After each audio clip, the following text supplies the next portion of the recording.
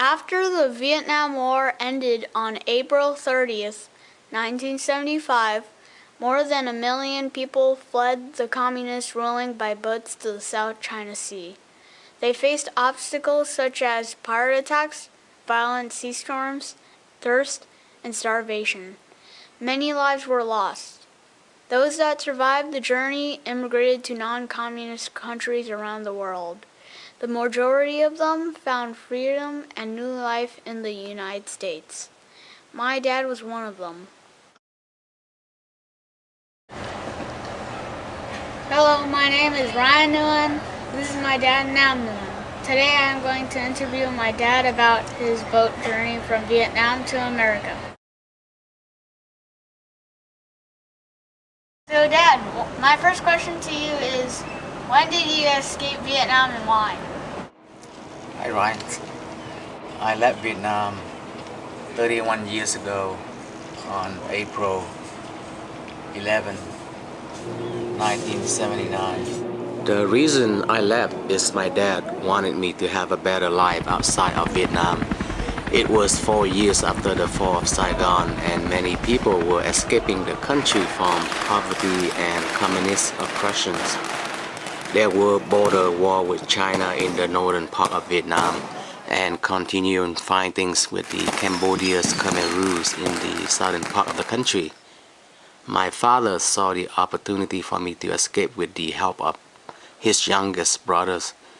He told me that I could join my uncle's children on a boat journey for free.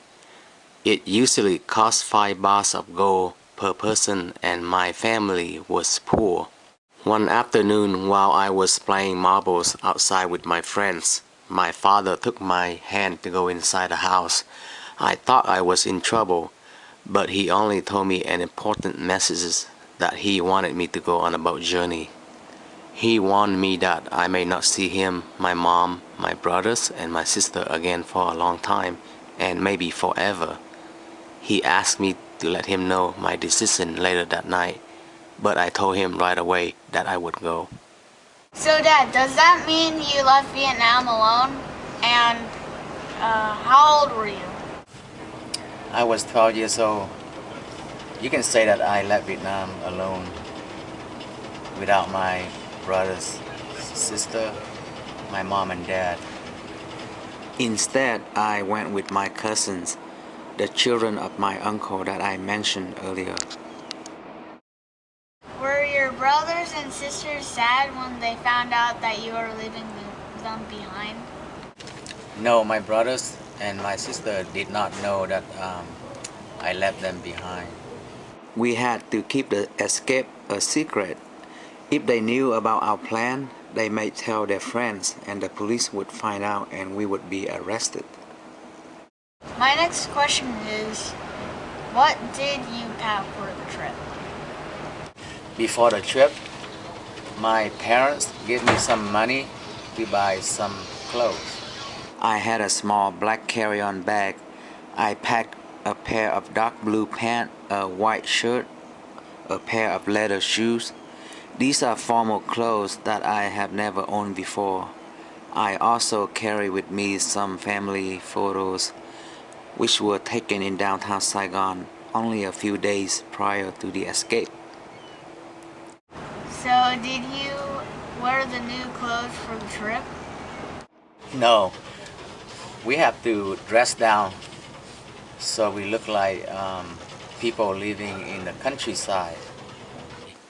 I wore an old t-shirt, a short and a pair of sandals. To avoid attention from the police, everyone wore neutral colors like black or brown. We did not bring suitcases. Instead, everyone carried small bags to look like ordinary people. What transportation did you take? We used several types of transportation. From my uncle's house in Saigon, my cousins and I took two cyclos to a bus station that night. A minibus took us out of the city and dropped us at a village. Then we walked for about 40 minutes along a riverbank to two small canoes, each with a man holding paddles. After about an hour on the canoes, we arrived at a dark farmhouse where we met a large group of people. Soon, my cousins and I lined up with others and headed toward the water. I heard the cranking and steady sounds of the motor engines as we stepped onto the boat, one by one in total darkness. Each one of us crawled through a small hole in front of the engine to enter a secret compartment in the bottom of the boat. This is where we stayed for 2 days while the boat traveled in the river before reaching the ocean, which is the South China Sea.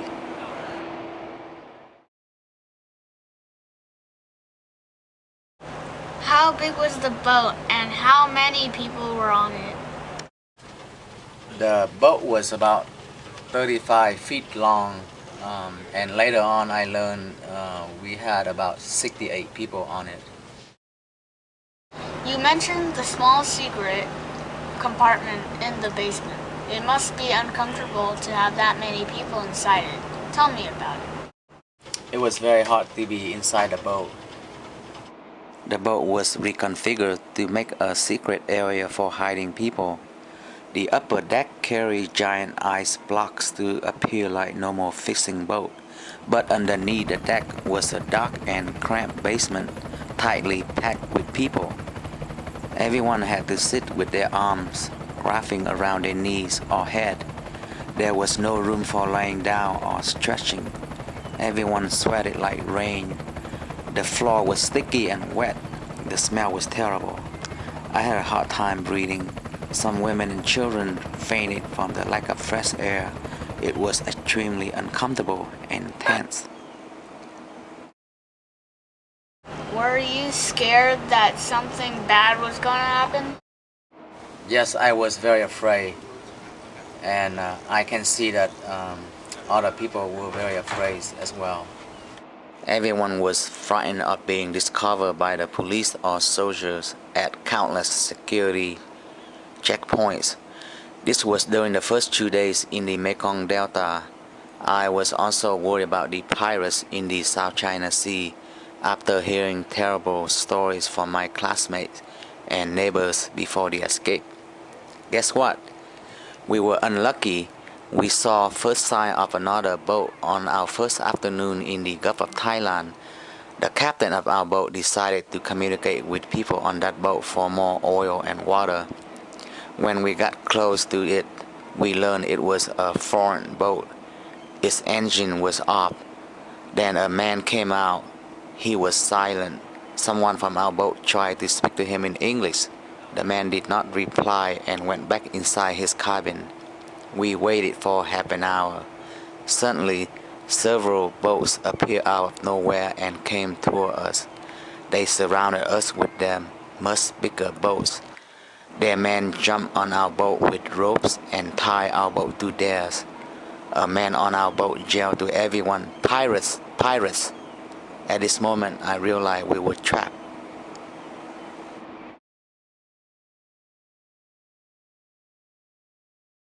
What did the pirates do to the people on the boat? We were repeatedly attacked by the Thai pirates that afternoon and late into the evening. One after another, the pirates, which were fishermen wearing sarongs and carried big knives, hammers or iron sticks, jumped from their boats to ours. The pirates shouted in language I didn't understand. Our boat was full of people, mostly elders, women and children. Young women and girls panicky put on multiple layers of clothes. They rubbed their face and hair with grease from the floor to make them look ugly. The pirates point knives and hammers to people's chests or neck. They searched our body and torn up our clothes. They searched ear, nose, mouth, hair, and even private parts. They emptied oil and water containers. They even cut up rice bags to look for money and jewelry. They tossed all our belongings to their boats. I was hoping they wouldn't take my carry-on bag, but they did, throwing it to their boat without opening it. In the last round of attack, the pirates saw how little we had left, so they just stood in front of us and laughed. One pirate took the belt off from the captain of our boat, Mr. Dongton. He held up the golden brass knuckle belt against the glowing lights and laughed like a crazy person. Then he jumped back to his boat to disappear in the dark.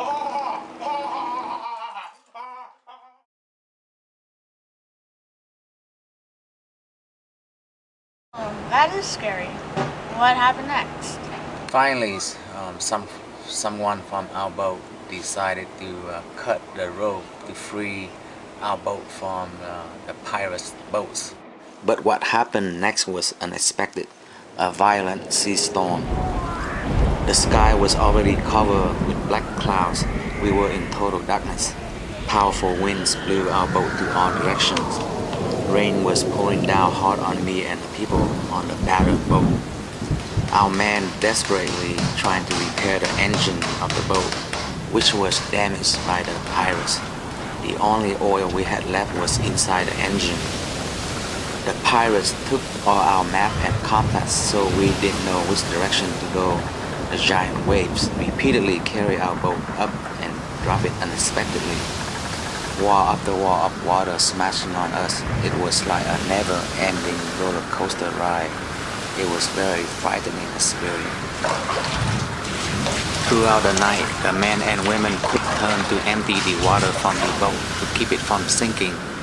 I was soaked with cold and salty water. I only had a small short arm. I lay face down in front of the cabin. My bare back faced the rain and the winds. My arms wrapped around the wooden step with all my strength to keep me from being thrown into the ocean. I was cold and shivering. I was very tired and sleepy, but I tried to stay awake as long as I could. I have no idea how we did it, but I woke up the next morning in beautiful sun and peaceful ocean. Not for long, we soon spot two fishing boats heading toward our boat. Again, the pirates made several attempts to strike our small boats with their bigger boats. However, the pirates were afraid to jump to our boat because they saw the men on our boat confronted them with wood blocks. Thinking that the pirates were after the young girls and women on our boat, we decided to fight back. At this moment, we had nothing to lose but our life.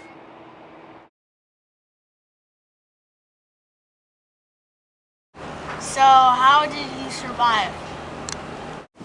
While we were being chased by Thai pirates that morning, we spot a black smoke in the far horizon. So the people on our boat decided to head full speed to that direction. When we got close to it, we saw a ship, a big ship. We didn't know what kind of ship it was. By this time, the boats with pirates had turned away and left us alone. The man on our boat waved a white blanket with a pole to the people on the ship.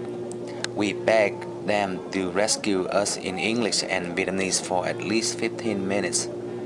After seeing up close the terrible conditions of the people on our boat, the captain of the ship agreed to let us go on board. What a relief! It was the most wonderful feeling I had ever known, to be alive. A pregnant woman gave birth to her baby on top of our boat during the rescue. She named him after the ship that saved our life, Akuna. How long did you stay on the Akuna ship, and what did you do in there? I believe we were on the Akuna ship for at least 10 days while it was traveling along The coastline in the Gulf of Thailand, seeking permission for us to enter one of the refugee camps in Thailand, Malaysia, and Singapore. It was my first time in the ocean and on a big ship. The Akuna to me was like a miracle and a wonder. I spent most of my days wandering the ship multiple decks, touching and studying everything. I remember the upper deck surface was extremely hot from the sun. I like looking at the ship huge engine through glass windows from the top in the back of the ship. I spent hours staring at the sky and the ocean, waiting for the flying fish or the dolphins to rise from the water. I got to see plenty of sunsets and sunrises. I also spent lots of time making friends with the seabirds.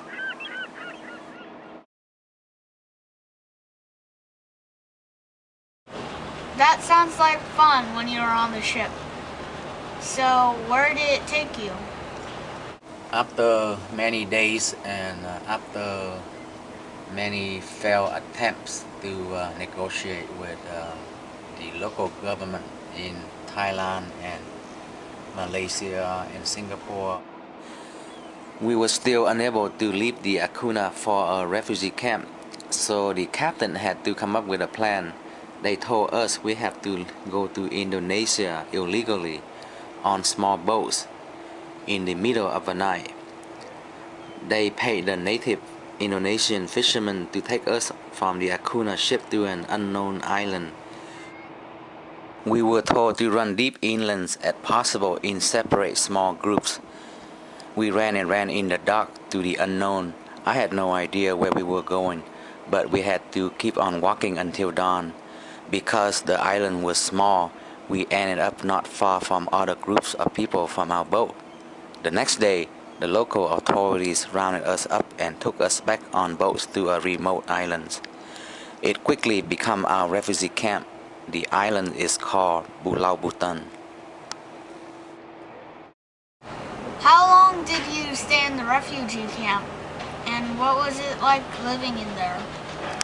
My cousin and I stayed in the Pulau Buton refugee camp in Indonesia for about 7 months before we got sponsorship to the US. Life in the refugee camp was very simple and carefree. We were the first boat people arrived to this island, so we slept in the open and wet jungle ground the first night. The next day, each family built their own hut with trees and vines cut from the forest. We used fresh water from a creek for drinking and bathing. We used wood for cooking. We didn't have the basic living necessities at the camp like running water, electricity, clothes, or furniture. I was barefoot most of the time and I wore the same short and shirt over and over. There were no schools to attend, so all we did was playing. My friends and I swam in the beaches or hiked in the forest every day until sunset. I was happy and I had many good memories at the refugee camp.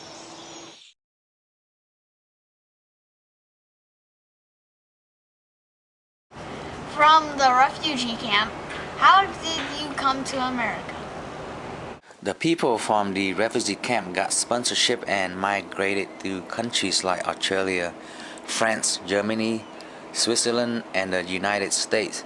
My cousins and I were sponsored by a church in Nebraska. From the Buton refugee camp in Indonesia, we took a boat, a ferry, and a bus to Singapore airport. I was thrilled when I saw a big airplane up close for the first time, the Boeing Jumbo Jet 747. It was an exciting flight, and I remember the stopover in Hong Kong and seeing the high-rise apartments through the plane window. We arrived to America at the San Francisco International Airport the morning of November 27, 1979. Another airplane took us to Denver.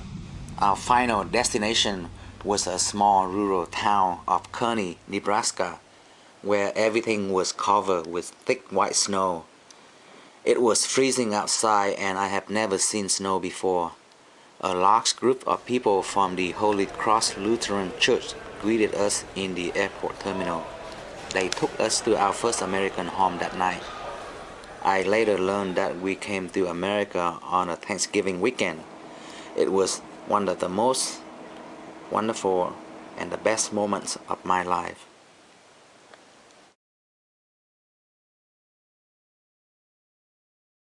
Dad, if you can do it all over again, would you leave your family behind to travel on such a dangerous journey to come to this country? Yes, of course, I would definitely do it all over again. I had an unforgettable journey and I found freedom in America. Sharing a new life in a strange land without my mom, my dad, and my brothers and sister was very hard.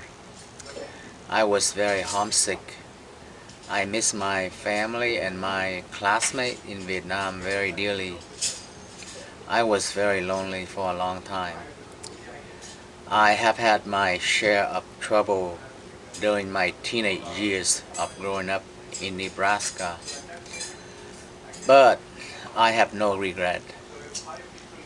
I am living my dream in this great country, the United States of America. And best of all, I feel very blessed looking at you and your brothers and your mom at this very moment. Thank you, Ryan, for giving me the opportunity to share my story with you and all your friends. I love you.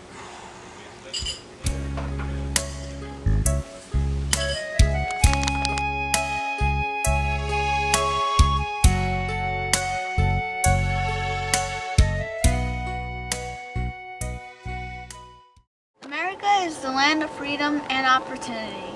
Like many Americans of many generations, my father came to this country for freedom and starting a new life. He also benefited a good education from a college degree. He worked hard to achieve his American dream. Thank you for sharing your story with me, Dad. And thank you everyone for watching. You're welcome, Ryan. Yeah.